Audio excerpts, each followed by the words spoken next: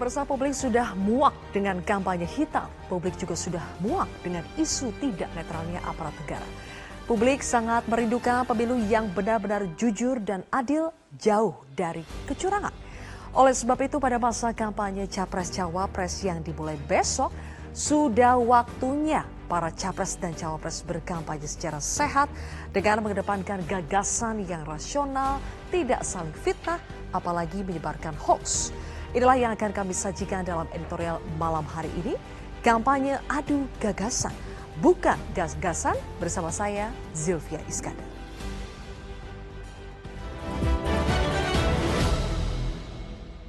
Kampanye adu gagasan, bukan gas-gasan.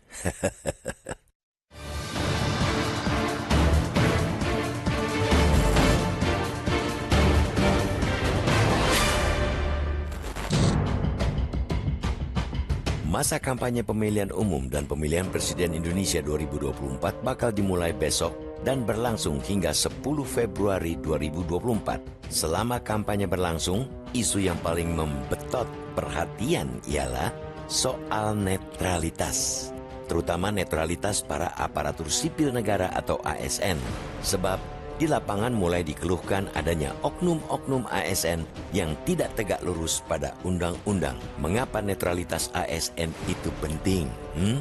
Netralitas ASN sangat diperlukan demi terwujudnya iklim politik yang berkualitas dan taat azas. Netralitas ASN juga berfungsi menjaga profesionalitas jajaran birokrasi pemerintahan. Meski ASN sendiri sejatinya memiliki hak pilih dalam setiap pesta demokrasi yang berlangsung, tapi di saat bersamaan, mereka ialah pelayan publik yang mesti menegakkan profesionalitas. ASN juga harus netral untuk memastikan calon dan partai politik memiliki kesempatan yang sama, mencegah intervensi yang adil, serta menjaga pemilihan yang setara bagi semua peserta pemilu. Selain itu, netralitas ASN juga dimaksudkan untuk menjaga kepercayaan publik guna mencegah munculnya spekulasi bahwa pemilihan dipengaruhi oleh pihak tertentu. Untuk menjamin netralitas ASN, negara telah mengatur hal tersebut. Netralitas ASN telah diamanatkan dalam Undang-Undang Nomor 5/2014 tentang ASN. Dalam aturan tersebut termaktub bahwa ASN dilarang menjadi anggota dan atau pengurus partai politik. ASN pun diamanatkan untuk tidak berpihak dari segala bentuk pengaruh manapun dan tidak memihak kepada kepentingan siapapun. Di sisi lain, selama masa kampanye ini menjelang pemilihan umum kelima ini, publik tentunya berharap adanya kampanye yang penuh adu gagasan para kandidat, baik para calon anggota legislatif maupun para capres-cawapres. Para pelaku demokrasi itu mesti menghindari kampanye yang bersifat adu gas-gasan. 3 kandidat calon presiden yakni pasangan Anies Baswedan Muhaimin Iskandar, Prabowo Subianto Gibran Raka Buming Raka, dan pasangan Ganjar Pranowo Mahfud MD maupun pendukung mereka jangan lagi melakukan kampanye hitam atau black campaign. Setiap pasangan diharapkan menunjukkan cara-cara yang baik dan elegan dalam memenangi Pilpres 2024 kali ini. Tidak ada lagi saling melempar hoaks untuk menjatuhkan pasangan lain atau mengadu domba masyarakat. Bersihkan kampanye Pilpres 2024 ini dari hoaks yang bisa memicu suasana panas. Jangan ada lagi kampanye Pilpres yang penuh fitnah seperti yang terjadi pada pemilu dan Pilpres 2014 maupun 2019 lalu. Mari sama-sama tunjukkan prestasi dan gagasan untuk menegakkan demokrasi yang sehat dan berkualitas di negeri ini.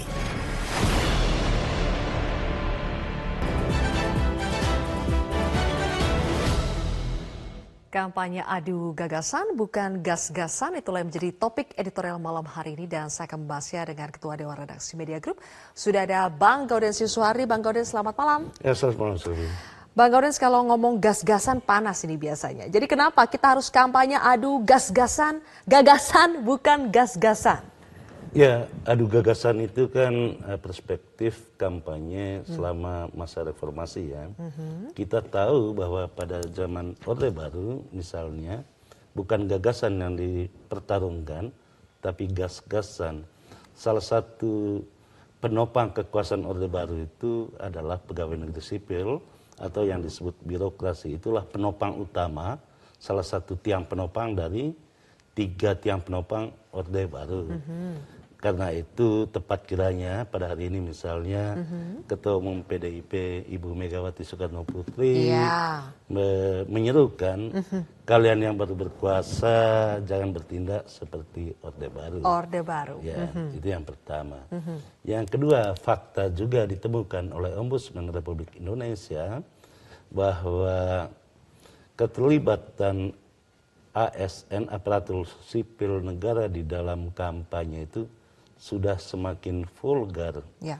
Kalau semakin vulgar itu berarti ada alarm yang bahaya bagaimana kampanye yang akan dilaksanakan besok mulai tanggal 28 November sampai 14 Februari sampai 10 Februari itu bisa berjalan dengan tema utama itu adu gagasan, bukan mencari dukungan, gas-gasan mencari dukungan ASN gitu.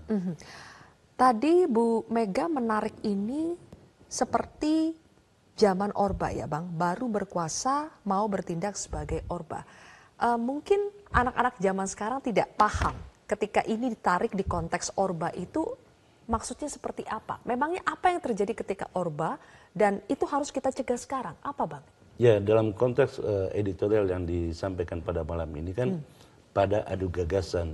Sementara di Orde Baru itu kampanye itu bukan gagasan yang diadu, tetapi bagaimana memaksa ASN untuk monoloyalitas, hanya loyal kepada penguasa pada saat itu. Nah, kalau sekarang misalnya ASN juga digerakkan untuk monoloyalitas, itu artinya kita kembali ke Orde Baru. Tepat kiranya peringatan kalian yang baru berkuasa jangan bertindak seperti Orde Baru. Dan ketika dari Ombudsman sudah menemukan indikasi bahwa memang betul ada permainan yang vulgar dari ASN ini, siapa yang harus bertindak Bang?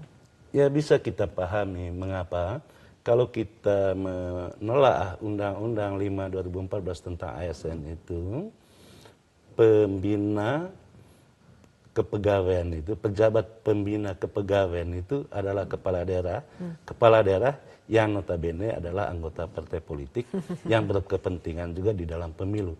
Sehingga pada sisi kebijakan sulit kita berharap banyak kepada PPK, pejabat pembina kepegawaian, untuk menertibkan aparatur sipil di bawahnya. Nah itu pada tataran kebijakan. Tapi pada tataran praktis di lapangan, bagaimana dengan kasat mata ASN itu terlibat di dalam sejumlah kegiatan politik. Walaupun di dalam undang-undang tegas sekali, bahkan di dalam peraturan bersama menteri, 3 menteri itu untuk menunjukkan jari saja tidak boleh gitu. Nah, apa yang menjadi persoalan sekarang khususnya terkait dengan ASN? Persoalannya selama ini yang memberikan sanksi kepada ASN itu adalah Komisi Aparatur Sipil Negara. Keberadaan Komisi Aparatur Sipil Negara ini sudah diamputasi, sudah dihilangkan di dalam Undang-Undang ASN baru yang disahkan di bulan Oktober. Jadi memang ada kekosongan hukum yang bisa menjerat ASN ini. Nah, sehingga kalau disebut wasit jangan jadi pemain. Tapi kalau dilihat dalam konteks ASN ini, wasitnya sepertinya bisa berpotensi jadi pemain juga karena kepala daerah terafiliasi dengan politik, begitu kan? Ya, betul ya. Jadi bagaimana itu Bang? Kalau kita berharap pada wasit, wasitnya bagaimana? Kita masih bisa berharap tidak pada wasit yang netral? Ya tentu yang kita bisa berharap kepada Badan Pengawas Pemilu sampai kepada tingkat paling bawah gitu untuk berjuang sekuat tenaga menertibkan perilaku-perilaku yang tidak terpuji itu pertama. Yang kedua harus melibatkan peran aktif masyarakat untuk jangan takut melapor ketika melihat sendiri ada kecurangan-kecurangan yang melibatkan ASN dan katakan muak pada tindakan-tindakan atau perilaku-perilaku yang tidak terpuji terkait dengan ASN itu. Oke, baik. Berkali-kali sudah diingatkan wasit ini jangan jadi pemain, tapi kenapa ini harus sampai berkali-kali diingatkan? Apakah memang yang terbaca saat ini di masyarakat, trust kepada penyelenggara pemilu itu juga rendah, Bang. Ya ada beberapa hasil penelitian ya, misalnya dari UI misalnya maupun dari LIPI dulu ya, itu kan terlihat sekali bagaimana ASN itu berafiliasi kepada pejabatnya atau yang disebut PPK tadi, kepala daerah itu, kemana kepala daerah memilih ke sana dia ikut gitu. Mengapa? Karena ketika dia menabur ketidaknetralan, yang dituai itu adalah jabatan-jabatan strategis di daerah gitu. Jadi ada tick and give di sana, terutama yang terkait dengan jabatan nantinya. Kalau begitu, apakah bisa dikatakan bahwa kita tidak bisa banyak berharap atau wajar kalau masyarakat itu skeptis pada ASN, pada penyelenggara pemilu? Itu sudah diprediksi di dalam indeks keperawanan pemilu yang dikeluarkan oleh Bawaslu. Salah satu potensi masalah di dalam pemilu 2024 itu adalah netralitas ASN. Apalagi saat ini kepala daerah itu kan kebanyakan mereka yang ditunjuk bukan dipilih oleh masyarakat ya, atau yang disebut penjabat kepala daerah. PJ, ya. Karena penjabat gitu, sehingga tentu afiliasinya kepada yang menunjuknya. Gitu. Baik, nanti kita akan bahas lebih jauh. Bang Gaudens, hari ini kita juga saksikan ada deklarasi pemilu damai yang berlangsung di KPU dan juga tadi ada penandatanganan komitmen untuk bersama-sama menjaga pemilu damai di Gakumdu ya, di Bawaslu. Nanti kita akan ulas lebih jauh pemirsa, usai jeda.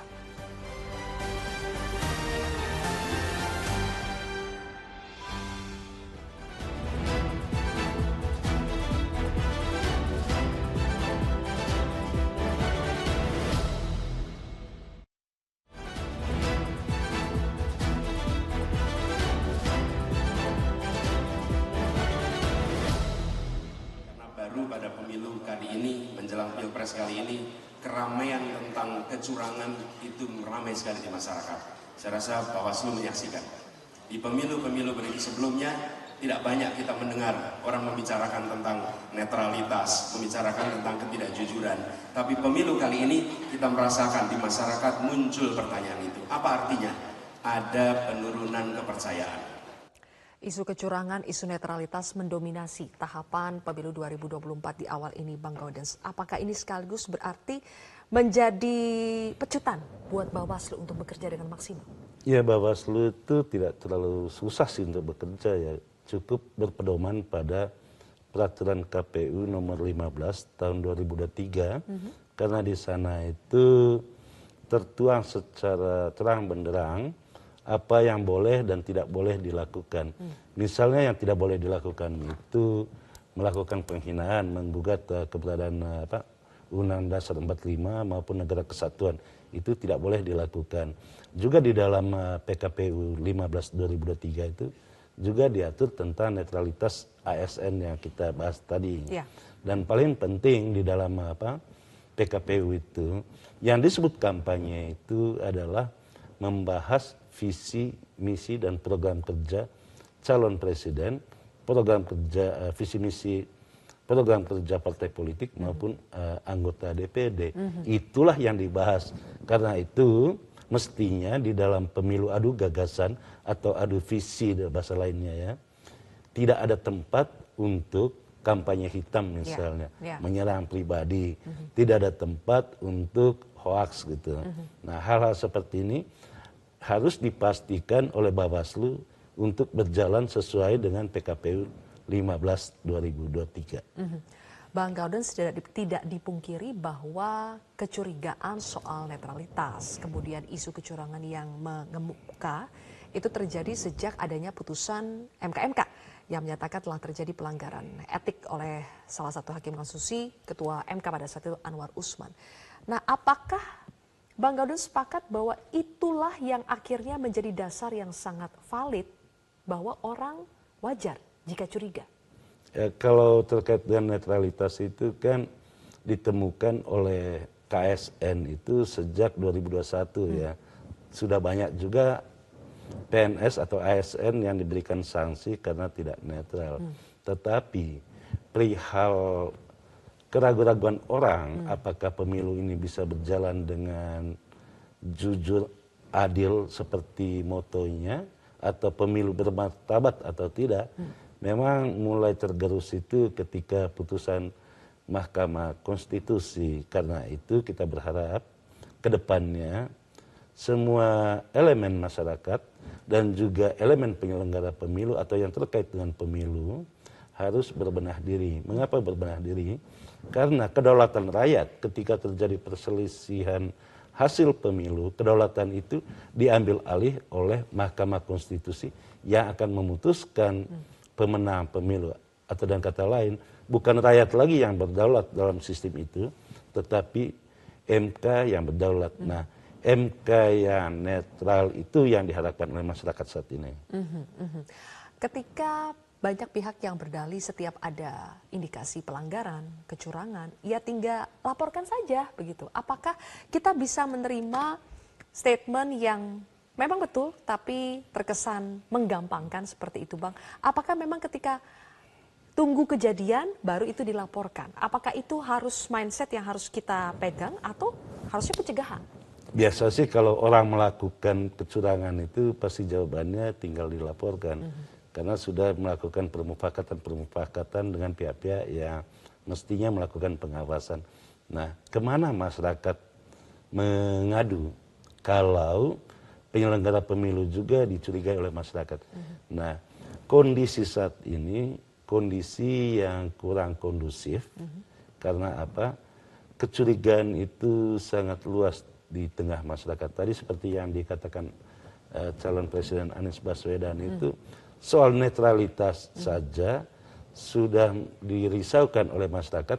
Bahkan ketika makan siang dengan Presiden, 3 calon itu menyampaikan perihal netralitas ASN itu kepada Presiden. Dan Presiden pada saat itu menjamin akan memerintahkan akan memerintahkan kepala daerah, polisi dan tentara untuk netral. Tapi kan yang terlihat di masyarakat, yang dirasakan oleh masyarakat masih jauh. Nah, pertanyaannya siapa yang harus memastikan itu? Ya Presiden. Ya Presiden, ujung-ujungnya Presiden lagi. Baik, nanti kita akan bahas lebih jauh lagi, pemirsa, termasuk tadi kita sudah mendengarkan pernyataan dari Bawaslu yang mengaku tidak akan tebang pilih dalam menindak pelanggar pemilu. Kita akan saksikan sesaat lagi.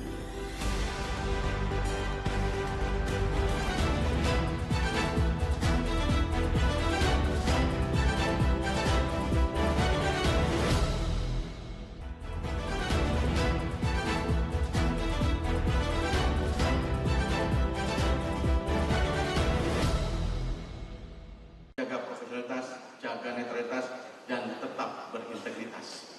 Kami harus yakinkan kepada peserta pemilu bahwa Badan Pengawas Pemilu dari tingkat pusat sampai nanti ketika ada pengawas TPS tidak akan pandang bulu, tidak akan pilih kasih dalam menegakkan peraturan perundang-undangan. Kami sudah disumpah demi bangsa, demi republik ini. Oke, tidak akan tebang pilih, tidak akan pilih kasih. Sebelum ditanggapi Bang Gaudens, kita sambung dulu, ada komen juga dan juga polling yang kami lakukan. Masih terkait dengan tadi deklarasi pemilu damai yang dilakukan oleh KPU dan Bawaslu. Apakah akan efektif untuk mencegah black campaign? 91% warganet di aplikasi X Metro TV mengatakan tidak. Kemudian komen netizen juga kita munculkan. Setiap pemilu juga ada deklarasi pemilu damai, tetap saja ada yang curang. Ini cuma formalitas saja. Oke, ada pesimisme, tapi ada juga tadi pernyataan dari Ketua Bawaslu RI bahwa mereka tidak akan pilih kasih dan tebang pilih, Bang. Bisakah ini kita pegang? Ya, kalau soal deklarasi pemilu damai itu ada 2 jenis deklarasi ya. Ada deklarasi damai, yang kedua tuh ada deklarasi siap menang dan siap kalah. Yang ada itu kan kecenderungan itu siap menang semua, tidak ada yang siap kalah gitu ya. Demikian juga pernyataan Ketua KPU. Pernyataan yang sama itu selalu disampaikan pada saat mau memulai kampanye gitu. Tapi fakta di lapangan, misalnya kalau kita belajar dari pemilu 2019, banyak sekali kasus-kasus yang mestinya ditangani oleh KPU itu daluarsa karena ada batas waktu yang harus ditangani oleh KPU, oleh Bawaslu. Iya. Mungkin Bawaslu di tingkat pusat itu kita bisa punya harapan. Tapi kan yang bekerja itu kan pengawas pemilu sampai di tingkat kecamatan itu. Nah, apakah mereka juga sama seperti bos-bos di Jakarta gitu kan? Tidak gitu ya. Mereka juga butuh makan gitu. Nah, transaksi yang terkait dengan pengawas pemilu itu banyak sekali terjadi di daerah, bukan di pusat kok. Oke, makanya Bawaslu Pusat harus bisa itu betul-betul memastikan Ya. sampai ke daerah-daerah ya. Terima kasih Bang Gauden sudah bergabung Terima kasih. bersama kami di Editorial Malam. Pemirsa, saya Zilvia Iskandar pamit undur diri. Sampai jumpa. Terima kasih. Metro TV. Jelajahi cara baru mendapatkan informasi. Download Metro TV Extend sekarang.